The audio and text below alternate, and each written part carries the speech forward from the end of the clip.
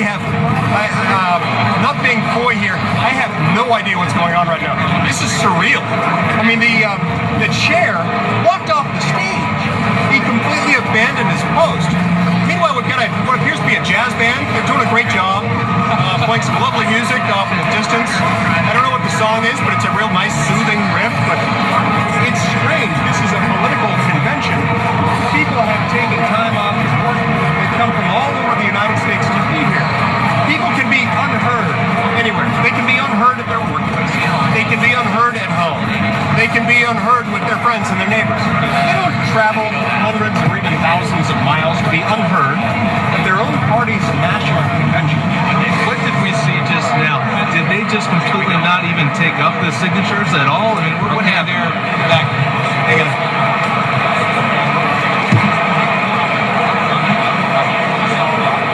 Delegates,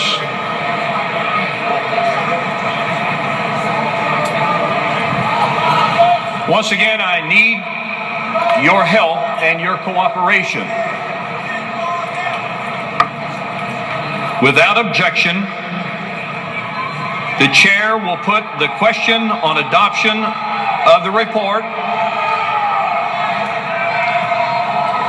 from the Committee on Rules, de novo.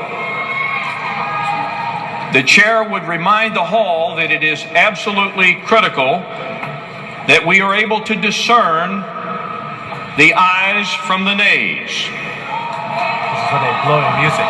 They blow it out of. Those in favor of the rules package will say aye.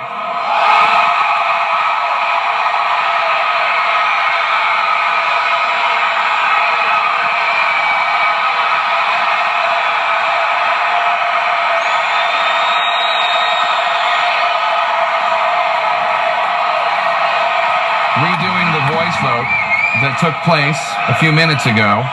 People yelling aye want the rules adopted as they are. No.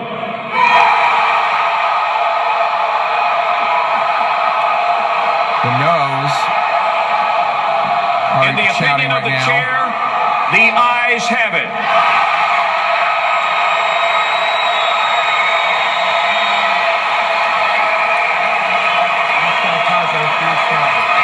The ayes have it. A second time, the ayes have it.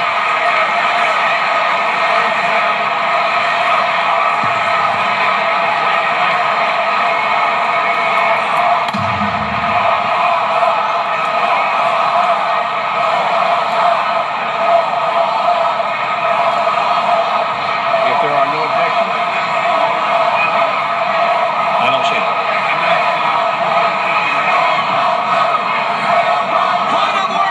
Is anybody seeking recognition?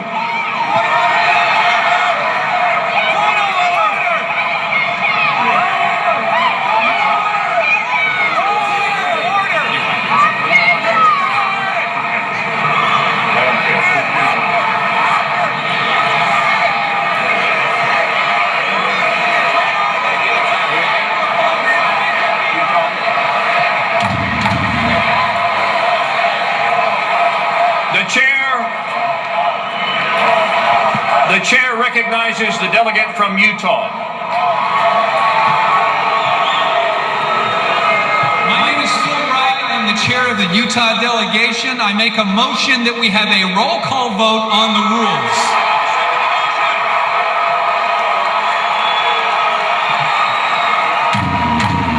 Democracy in action. You're watching Congressman Steve Womack of Arkansas try to bring order to a contentious The convention. Secretary received requests from a total of 9 states requesting a roll call vote on adoption of report on the Committee on Rules. Subsequently, the Secretary received withdrawals, which caused 3 states to fall below the threshold required under the rules. Accordingly, the chair has found insufficient support for the request for a record vote.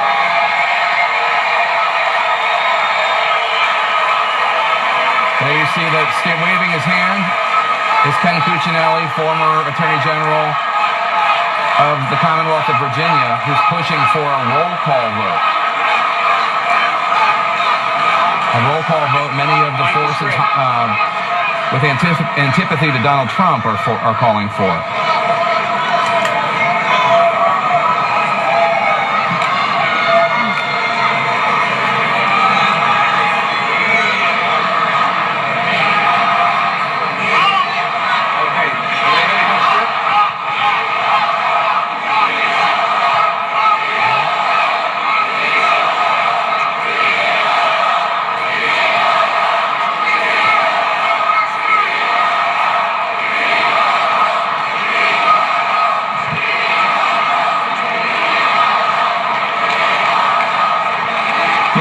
You're on the floor. Can you tell us what they're chanting?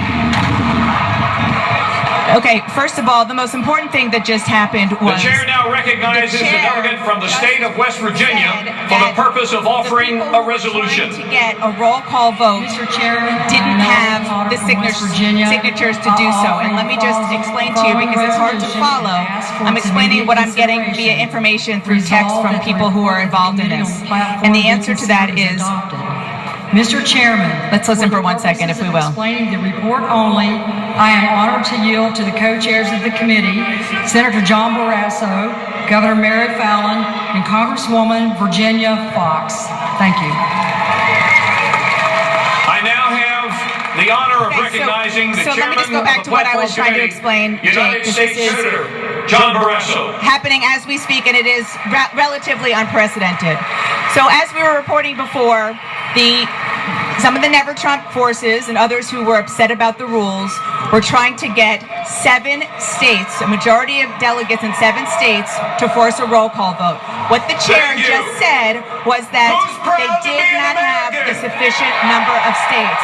Now, what I'm telling you, this is based on a source who was explaining what was going on behind the scenes, is they actually had 9 states. 9 states had a majority of signatures who wanted to have a roll call vote. 3 of them withdrew.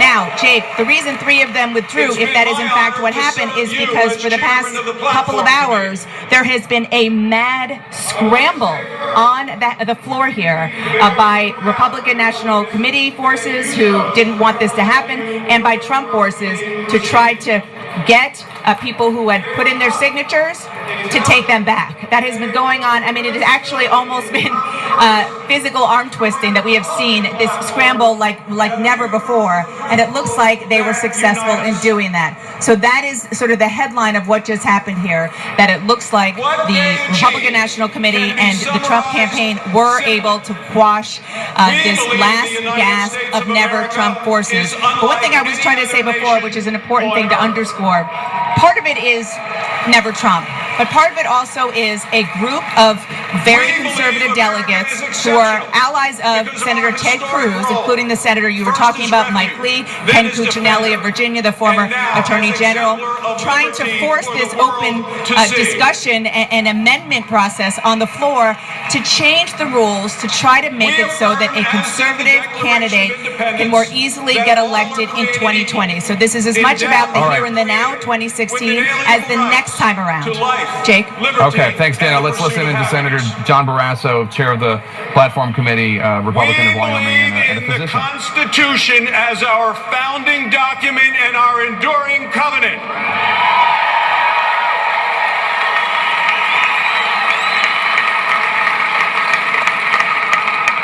We believe our constitutional system, limited government, separation of powers, federalism, and the rights of the people must be preserved uncompromised for future generations.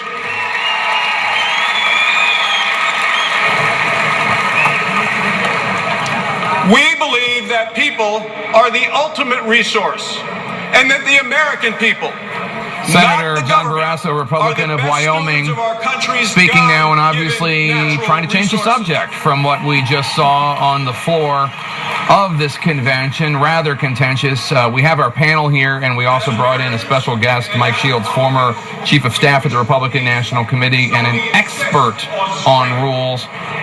What just happened? Well, one way to put what just happened is you saw the start of the Ted Cruz 2020 campaign down on the floor of the convention there. Essentially, there was a rules committee that met last week. They passed the rules. It was going to be passed by voice vote on the floor here, and there was a protest that erupted to try and stop that from happening. There had been an effort amongst the Cruz folks and some Ken Cuccinelli sort of corralling them together to get 7 states to have a majority of 7 states delegates to force an open roll call vote where you went through and named every single person as they vote for the rules, and if that happens, you can then open it up for amendments. And so that was not, this would not be a roll call vote to nominate Donald Trump. This would be a roll call vote just on the rules of the party. Right. And then they would attempt to add amendments, and presumably some of the people offering amendments would offer amendments that would quote-unquote unbind the delegates, allowing them to vote their conscience as opposed to voting for whom their state voted for. I don't think unbind or conscience was ever on the table, because they would have lost those votes and it would have strengthened Donald Trump's standing here. What amendments would they have tried to do? They were looking to change the 2020 nomination rules to benefit Ted Cruz by having closed primaries. And that was what negotiations have been going on for a couple of days to try and get that effort. And so this was the standoff that resulted from those negotiations not going anywhere, because people didn't want to have closed primaries on the other side of it. Of course, I should point out that presumes that Donald Trump will not win. Well, of course, that's right. I mean, that is. Or that Ted Cruz doesn't challenge President Donald Trump. Well, and it makes you wonder whether Ted Cruz is going to keep his speaking slot at this convention, because Ken Cuccinelli has been the nemesis of the Trump campaign all along in the delegate count, if you'll recall. And this is sort of saying, you know what, we don't want independent voters to vote in our primaries. We want to keep it all Republican, because the independents, or the people who could vote in either primary, were the ones that got Donald Trump this nomination. And we as conservatives, like Ted Cruz, cannot allow this to happen again. So this is, as John was saying, Ted Cruz 2020, meantime embarrass Donald Trump, but they failed. They failed. John, let me just ask you as a matter of math, and I didn't ask you ahead of time to crunch these numbers, so you might not have them. But if every primary had been closed, would Donald Trump still not be the nominee? And by that, by the way, let me just make sure all our viewers understand. A closed primary means only members of that party can vote. Many states had open primaries allowing independents or even allowing people to change their party that day. Donald Trump did very, very well with independents. I mean, Ed can make the argument against this, and Trump supporters might say, well, in that field he would have done this or that. But Donald Trump, when he announced he was running, he understood the rules at the time. He knew Democrats could cross over. He knew some of those primaries were open. Could Donald Trump, in that field of 17 candidates, have emerged as the Republican nominee if they were all closed primaries? My bet today is no, but it's a wacky year. It's a wacky year. Ted Cruz certainly planned on the Tea Party elections of 2010 and 2014, evangelical voters. I'm going to get that conservative swath. And in a crowded field, Donald Trump might have won some just Republican primaries. We can't answer that, but there's no question he benefited from the fact that independents and crossover Democrats could play in Republican primaries. And Mr. Trump